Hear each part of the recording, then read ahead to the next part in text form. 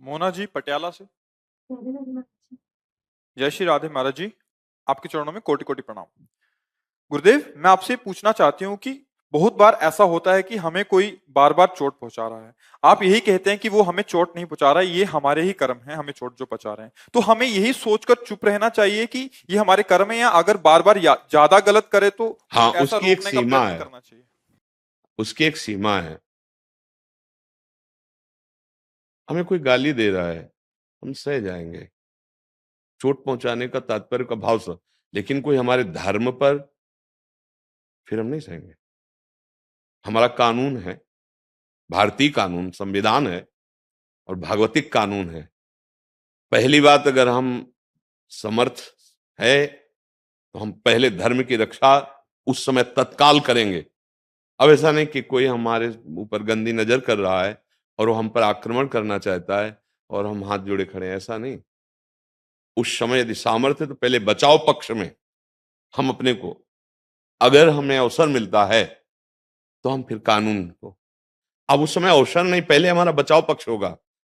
जैसे बड़े आनंद से कंस अपनी बहन देवकी जी को रथ में बैठाल कर स्वयं हाँक रहा है, विदा करने जा रहा है ना, भाई है। आकाशवाणी होती है, अय कंस, जिस देवकी को तो इतने प्यार से ले जा रहा है, इसी के 8वें गर्भ से प्रकट हुआ पुत्र तेरा नाश करेगा, तेरी मृत्यु का कारण बनेगा। और राक्षसी स्वभाव एकदम, उसने कहा देवकी को ही नहीं रखूंगा तो पुत्र कैसे पैदा हो।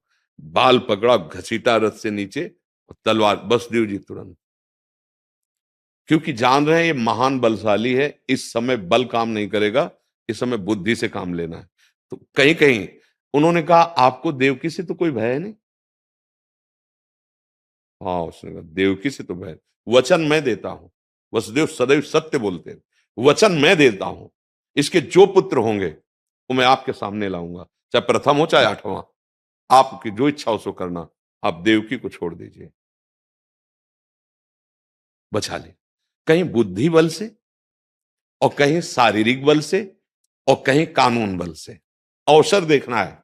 अब कोई अपने ही निज जनों में हमारे धर्म का नाश कर रहा है, हमें पता चल रहा है कि हमारे धर्म इस समय संकट में है, अब नहीं, अब हम नहीं बख्शेंगे। हम उसको कानून में शिकायत करेंगे और अपनी सुरक्षा करेंगे। हमारा कहने का तात्पर्य छोटी मोटी जो सहनशीलताएं हैं, जैसे पति पत्नी में थोड़ा मनमुटाव, सहन करो, थोड़ी उसकी गलती सहन कर जाओ, थोड़ी तुम उसकी गलती सहन। ये ऐसे प्रेम संबंधों को छोटी थोड़ी गलतियों में नहीं। अब पता चला कि ये हमारे को नाश भी कर सकता है या कर सकती है, अब वहां सावधान हो जाओ। अब प्रियता से बात नहीं होगी, अब बात वो मलिनता में पहुंच चुकी है। अब उसके लिए बहुत सावधानी की जरूरत है। फिर वो संबंध निर्वाह नहीं, अब अपने प्राण और जीवन को बचाकर जीने की, भगवत प्राप्ति की, भगवत मार्ग की बात रहेगी। अब वहां अगर संबंध विच्छेद करना पड़े, वहां हमें कानून का सहारा लेना पड़े, वहां हमें समाज का सहारा लेना पड़े, लेना चाहिए। वहां क्षमा काम नहीं कर पाएगा, क्योंकि आप गृहस्थ में हैं। वहां धर्म रक्षा के लिए, जीवन रक्षा के लिए प्राण रहेंगे तब तो भजन होगा ना, प्राण रहेंगे तभी तो इस परिस्थिति में, जैसे पीछे हमने चर्चा में कहा कि हम बार बार कहते हैं माता पिता की सेवा करो, माता पिता को भगवान मानो, क्योंकि ऐसा है। अब जैसे किसी के हृदय में प्रश्न हो जाए कि अगर पिता ही शोषण कर रहा है, अब आपका ये वचन कैसे लागू हुआ कि वो भगवान है, उसकी सेवा करो। तो ध्यान से सुनो ना, उसी में है। यदि वो धर्म विरुद्ध आचरणों में उतर चुका है तो अब वहां क्षमा नहीं काम करेगा, वहां पिता भाव नहीं करेगा। वो राक्षसी पशुवत आचरण वाले को, जैसे पशु अगर बिगड़ जाए तो उसे फिर बंधन में ही डाला जाता है, कानून हमारा बंधन उसे प्रदान करेगा। हम न्याय विभाग को अपने हाथ में न ले और हम अपने कानून को समर्पित करें, वो बात करें। हम जो कह रहे हैं उसको समझना है, हमें कहाँ क्षमा करना है और कहाँ विरोध करना है, ये बात भी है। अब जैसे अपने लोग हैं, सर्वतो भावेन क्षमा का ही आश्रय लिए हैं। आप चाहो तो प्राण ले लो, अगर मेरे प्रभु की इच्छा है कि, तो वो हो जाए। अगर नहीं है तो तुम्हारी ताकत नहीं कि तुम एक कदम भी आगे बढ़ सको। अब आप लोग गृहस्थ में हैं, बहुत सी ऐसी विरोध वृत्तियां हैं जिनको आपको अपने को बचाना है। जहां तक हम सहन कर सकते हैं धर्म रक्षा के लिए वहां तक तो, और जहां सहन नहीं है तो विनय, सामनीति के द्वारा, प्रलोभन के द्वारा, नहीं तो फिर आखिरी दंड भय के द्वारा। भगवान गए, दुर्योधन आदि से संधि का प्रस्ताव रखा, बहुत 5 गांव दे दो, जब नहीं तो फिर गला काटने का हुक्म दे दिया। समझ रहे ना किसका प्रश्न था? तो आप समझ रहे, हमारा तात्पर्य है हाँ, जहां तक सहन कर सको, पहला कर्तव्य है सहन करना। उन्होंने शर्त रखी थी कि अगर एक बार में हार गए तो 12 वर्ष का वनवास 1 वर्ष का गया, ईमानदारी से पूरा किया। लेकिन उन अधर्मियों ने इस बात को ना स्वीकार करके 5 गांव भी नहीं देने की बात कह दी कि करेंगे तो युद्ध से ही, नहीं तो सुई की नोक भर नहीं देंगे हम। तब फिर युद्ध शुरू। आखिरी तक हम प्रार्थना और, लेकिन यदि कहीं हमारे धर्म पर बात आ रही हो फिर हम सह नहीं करेंगे, क्योंकि धर्म के लिए ही जीवन है, चाहे स्त्री शरीर हो चाहे पुरुष शरीर हो। अब जैसे हमारे राष्ट्र में संकट हो तो हम संत वेश में तो हम चैन से रह लेंगे? अब विचार करो, हमारा राष्ट्र संकट में हो तो हम चैन से रह लेंगे? नहीं, आग लग जाएगी। क्योंकि हम भी एक संत वेश में हैं, लेकिन हम एक भारतीय हैं, हम एक नागरिक हैं।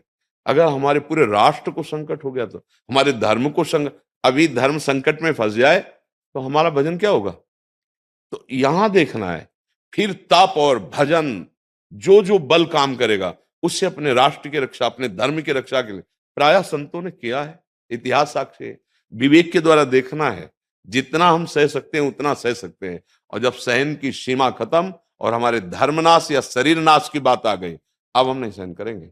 अब उसके बाद, क्योंकि आप गृहस्थ हैं, अलग अलग विधान है, हमारा निवृत्ति मार्ग है, आपका प्रवृत्ति मार्ग है। तो जहां तक सहन करना है वहां तक एक सीमा है, इसके बाद नहीं सीमा है। हमें सब में भगवत भाव करना है, पर वो राक्षसी भाव में आ गया है तो भगवत भाव करते हुए भी उसके राक्षसी भाव का उत्तर राक्षसी भाव से दिया जा सकता है। जहां तक है तहां तक है, फिर जब समझाने की भाषा आए तो वो जैसा समझना चाहता है। बहुत विधान है हमारे, पर ये ध्यान रखें कि कानून को अपने हाथ में न ले, नहीं तो हमारा जो बचाव पक्ष था वो खत्म हो जाएगा। जैसे मान लो हम अपने शरीर और धर्म की रक्षा के लिए अगर हम अपने कानून के विरुद्ध आचरण कर देंगे तो कानून का अपराध तो हमने कर दिया ना, तो हमारा जीवन जेल में होगा, तो क्या धर्म बचा, क्या हमारा प्राण रक्षा बची? बहुत सुलझना भी है ना। जैसे मान लो हमें अपने आप को बचाना है, हर तरह से बचाना है, हम अपनी रक्षा के लिए कानून के विरुद्ध आचरण कर दिए तो कानून मुझे बख्शेगा नहीं। हाँ, तो इसलिए हमको हमारा जीवन सुरक्षित बहुत बुद्धि के, इसीलिए हम कहते हैं भगवान की प्राप्ति जीवन मुक्त होने के लिए, चलो कोई बिरला ऐसा चाहता है, अरे जीने के लिए भजन कर लो। कम से कम हमारी बुद्धि इतनी शुद्ध हो कि हम अपने को बचा लें, अपने परिवार को बचा लें, अपने समाज को बचा लें, अपने देश को, जितना आपका विवेक है आप बचा पाओ। ये माया का काम देखो कैसे कैसे लीलाएं कर रही है।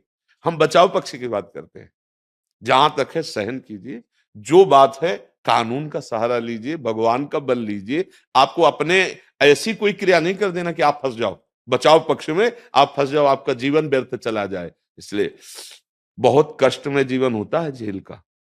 हम एक बार मिले थे गंगा किनारे, जो बहुत से क्राइम करके गए थे और काफी वर्ष रहे वहां, तब वो कह रहे थे महाराज, हम अपना अनुभव कह रहे हैं कि अगर गांव का एक साधारण व्यक्ति 5 जूता मार देना तो उसको सह लेना चाहिए, लेकिन जेल जाने वाला कर्म नहीं करना चाहिए। वो बढ़िया अनुभव तुमने बताया कि मतलब अगर ऐसा अपमान भी हो तो सह जाए, जेल न जाने वाला। तो हम कहीं क्रोधावेश में ऐसा न कर ले कि हमको फिर वो जो हम धर्म कर्म भजन साधन, जो जीवन उन्नति का है, जो जीवन आनंदमय, वो हम जेल में, क्योंकि आप मनमानी करोगे तो हमारी सरकार बख्शेगी क्या? अगर पता चल गया तो फिर आप फंस जाएंगे, अपराध कानून का भी ना होने पावे। तो ऐसा बहुत विवेक की जरूरत है, जीने के लिए बहुत विवेक की जरूरत है।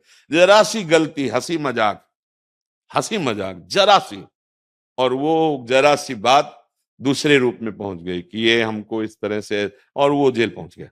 बहुत सावधान, और वो सावधानी भजन देता है, इसलिए सबसे कहते हैं राधा राधा राधा राधा रटो। अगर शराब पियोगे, मांस खाओगे, जुआ खेलोगे, बेविचार करोगे तो बुद्धि तुम्हारे ऐसे कर्म करवा देगी जो तुम्हें चैन नहीं मिलेगा।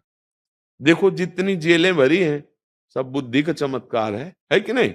अच्छा, जितने बड़े रोग हैं ये सब इसी बुद्धि के कर्म का फल है। इसने कहा कि ये करो, वो पाप कर्म बन गया, और वो किस जन्म का कब लागू हुआ ये पता नहीं है कि कब का लागू होगा। पुराना हिसाब जमा कब कहां लागू हो जाए। 20-20 वर्ष मुकदमा चलता है, नहीं चलता यहां? तो यहां कई जन्म का हिसाब होता है। बोले इस जन्म में तो हमने कोई पाप नहीं किया, हाँ ठीक हो सकता है 10-5 जन्म पीछे ना कोई पाप किए हो ऐसा, लेकिन बहुत बड़ा रजिस्टर है। इसलिए वही बात हम सिखाते हैं कि नाम जप करो, परमार्थ का आश्रय लो, सहनशील बनो, और उस समय भगवान आपको आवेश दे देंगे। अगर हम संकल्प पूर्वक कोई पाप, कोई अपराध करेंगे तो अलग बात हो जाएगी, और जब भगवान का आवेश होगा वो एक अलग होता है। फिर नहीं, भगवान के ऊपर आश्रित हो जाओ, वो आपको बचाएंगे। वो तुम्हारे ऊपर आवेश दे देंगे या किसी के ऊपर आवेश दे देंगे। करूं सदा तिनके रखवारी, भगवान रक्षा करते हैं जी। सब पर हर उत्तर लागू नहीं होता, ये भी बात समझ। जैसे सामने हमसे कहा कि हमारे माता पिता वृद्ध हैं, उनकी सेवा हम कर रहे हैं, वो हमें गाली देते हैं, अब हमारा क्या कर्तव्य है? गाली सो और उनकी सेवा करो, चाहे जैसी परिस्थिति हो, उनको कष्ट मत देना, उनको निकाल मत देना। अब ये सब माता पिता के ऊपर नहीं लागू होता, बात समझना। अब वो 4 पाई पे हैं और तुम सेवा करो, तुम्हें वो गाली दे रहे हैं, अब तुम्हें सुनना है और सेवा करना है। अगर कर ले गए तो भगवान प्रसन्न हो जाएंगे, ये बात समझो। अब पिता खूब हष्ट पुष्ट और वो मनमानी आकर के घर में तांडव मचा रहे हैं, हम वो आने कहेंगे आपको? हर प्रश्न का उत्तर अवस्था, स्थिति, प्रश्नकर्ता, इसके अनुसार है। अब वो मतलब जैसे लोग तर्क करने लगते हैं ना कि आपने कहा बस माता पिता की सेवा करनी, ऐसे हमारे माता पिता करते। अब वो प्रश्न का उत्तर अलग हो गया। एक ने प्रश्न किया हम मर के माता पिता से मिल लेंगे क्या? हम कहा नहीं। अब दूसरे ने कहा क्यों? हम पितृदान करते हैं, पहुंचता है। अगर प्रश्न आप ये करो कि पितरों को जो हम दान करते हो कहां पहुंचता है, उसका उत्तर अलग होगा। वो कह रहा जिस रूप में माता पिता थे उस रूप में मिलेंगे, वो रूप तो तुमने जला दिया है। अच्छा, वो अपने कर्म के अनुसार कहां गए, किस लोक में? आपका कर्म कहां किस लोक में ले जाएगा, कैसे मिलान करेगा? या तो आप आराधना करो, तपस्या करो, भगवान से प्रार्थना करो कि मुझे पिता के रूप में मिलो, तो वो जो रूप है वो भगवान धरेंगे, वो आपसे मिल जाएंगे आके, चाहे जहां, चाहे यहां चाहो, चाहे जिस लोक में चाहो। पर पहले इतनी साधना करो कि भगवान को प्रसन्न कर लो। अब हर प्रश्न को घसीट करके तर्क और प्रपंच में ले जाना वो नहीं होता है। यहां उत्तर उसको अवस्था, स्थिति, धर्म के अनुसार उसका उत्तर होता है। हो सकता है वही प्रश्न का उत्तर दूसरा प्रश्न करे तो वो दूसरा हो जाए। बुखार एक ही नहीं होता है, बहुत तरह के बुखार होते हैं और सबको एक ही बुखार की दवा ले दी जाती है, अलग अलग। इसलिए धर्म का सूक्ष्म स्वरूप है और शास्त्र ज्ञान का बड़ा सूक्ष्म निर्णय है, अलग अलग अवस्था के अनुसार। तो जिसको जो उत्तर मिले, अगर वो अपनी अवस्था और प्रश्न से मिलता है तो ठीक है, नहीं उसका उत्तर ठीक आपके लिए अलग हो सकता है, उसके लिए अलग हो सकता है।